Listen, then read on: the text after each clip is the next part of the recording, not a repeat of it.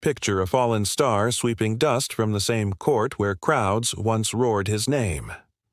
Marcus Flash Carter has lost two fortunes, first to reckless spending, then to a perfect economic storm, and now stands broke again but wiser, ready to turn an abandoned gym into the loudest classroom in personal finance. Stay with him, because the skill that rescues Marcus might be the very skill that can rescue you. Marcus's rise felt scripted by destiny. At 17, he averaged 28 points a game, drained half-court threes for fun, and found prototype sneakers from shoe companies waiting on his doorstep. The night a pro franchise drafted him, a $4.8 million signing bonus hit his account, and he treated money like defenders. He blew past it without looking back. In a single delirious week, he bought 3 cars, a matte black SUV, a candy red roadster, and a lowrider for weekend cruising. He closed on a 6-bedroom mansion anchored by a 2-story aquarium for Zen, and poured cash into 2 startups he barely understood. One promised digital gold, the other smart socks. Fortune moved fast, but ligaments have limits. A brutal ACL tear in his second season erased his lateral quickness. A second surgery erased his contract. Checks stopped, expenses sprinted. Property taxes alone could have funded an entire high school athletic program. Within 18 months, Marcus was auctioning sneakers online and sleeping on his sister's couch, light for the first time since adolescence, until he realized lightness was just emptiness. A small-town athletic director offered him a junior varsity coaching job for $36,000 a year. Humiliation and lifeline arrived in the same envelope.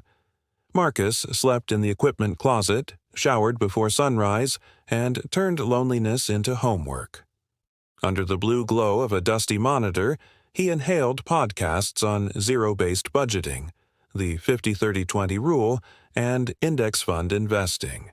He drilled himself the way he once drilled free throws, sold the lowrider, paid his sister back, biked to practice, scraped together a $1,000 emergency fund, then 3 months of rent, set an auto transfer that sent $300 from every paycheck to a total market ETF. Progress was slow, but it was his. When the varsity squad won regionals, a sports network noticed his fiery halftime talks and offered him a commentator seat. Redemption smelled like fresh varnish on hardwood. Marcus signed the contract with hands that still remembered the roar. Television catapulted him back into spotlight. Clean suit, scarred knee, open heart. Endorsements ballooned to $20,000 a spot. This time, he told himself, he would be smarter. He funneled money into rental duplexes, launched a private label basketball gear line, and published a memoir titled Flash Forward. Spreadsheets replaced impulse, a CPA replaced hangers-on, a modest downtown apartment replaced the sprawling mansion. Safe, he thought.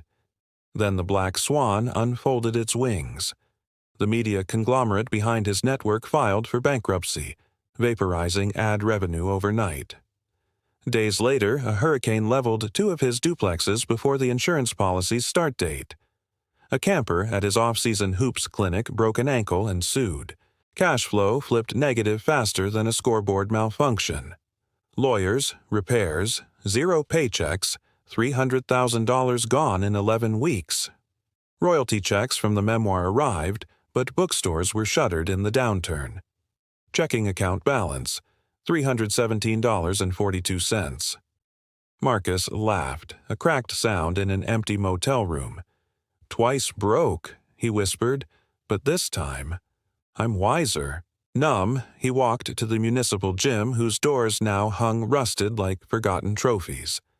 Moonlight pooled on warped boards that still bore the faint outline of the free throw line he once kissed after a championship win.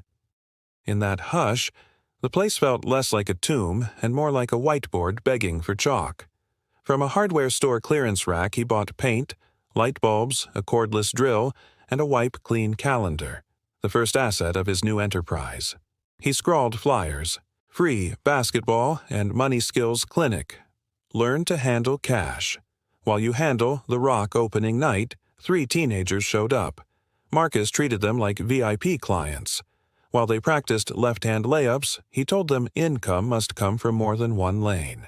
During sprints, he explained why tracking every step of spending keeps you from fouling out financially. At the free throw line, he demonstrated how a consistent, pre-shot routine mirrors risk management, insurance, seat belts, emergency savings. Parents peeked through broken windows. The next week, 10 students came, then 30, then gig workers, teachers, ex-convicts looking for a second chance. Sweat and possibility mingled in the air. Marcus filmed every session on a cracked phone and uploaded the raw footage under the title Silent Wisdom from the Hardwood. Algorithms devoured authenticity. 1,000 views became 100,000. Sponsors returned, but a sticky note above his laptop read, "Diversify." So he spread income across ad revenue speaking gigs at community colleges, a $29 online mini course, and a community fund that pooled $10 from each student to seed their side hustles.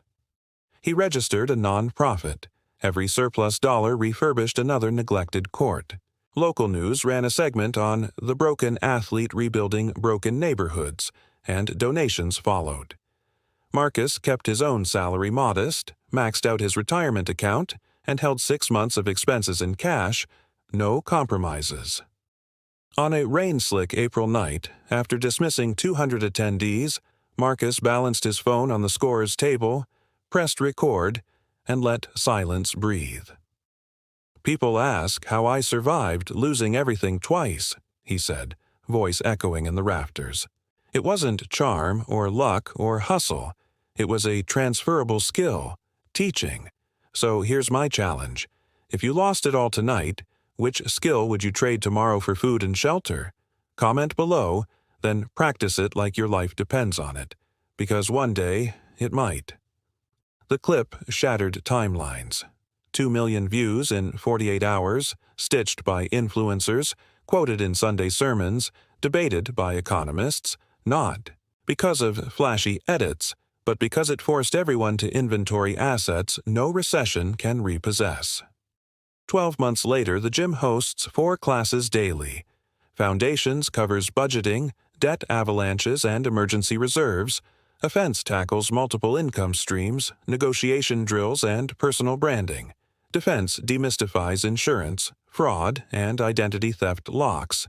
Overtime dives into investing cycles, tax efficiency, and philanthropy. Graduates wear jerseys reading "Asset-Minded." They've launched Etsy shops, food trucks, tutoring services. One father paid off his mortgage 3 years early and now teaches the Foundations course himself. Marcus keeps his old trophies in storage. The electronic scoreboard displays net worth milestones of his students instead. He still sweeps the court before dawn. Not penance, but ritual. A daily reminder that maintenance costs less than repair, on wood floors and in financial lives. So, if you lost everything today, what skill would you lean on to start again? Pause, answer, and remember. Wealth isn't what fills your wallet, it's what fills your mind, and no market crash can confiscate that.